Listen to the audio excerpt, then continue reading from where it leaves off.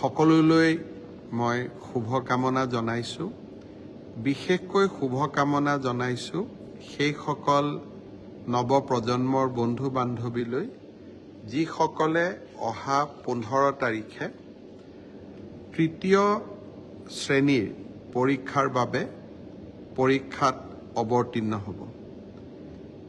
এই পৰীক্ষাৰ জৰিয়তে আমি প্ৰায় 7,500তকৈও অধিক পদবী অসম চৰকাৰত থকা তৃতীয় শ্ৰেণীৰ চাকৰিৰ পদ পূৰণৰ বাবে আমি চেষ্টা চলাম।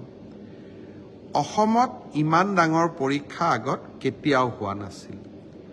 11 লাখ ছাত্ৰ ছাত্ৰীয়ে 15 ছেপ্টেম্বৰত পৰীক্ষাত অৱতীৰ্ণ হ'ব।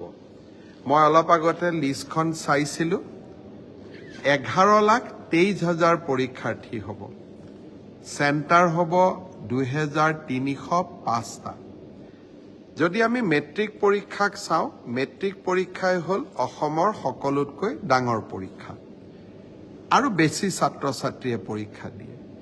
এই পৰীক্ষাটো মেট্ৰিকতকৈ 3 গুণ হ'ব আৰু 2305টা কেন্দ্ৰত পৰীক্ষা পতা, আৰক্ষী মোতায়েন কৰা, চেণ্টাৰ ইনচাৰ্জ এটা বৃহৎ কৰ্মযজ্ঞ।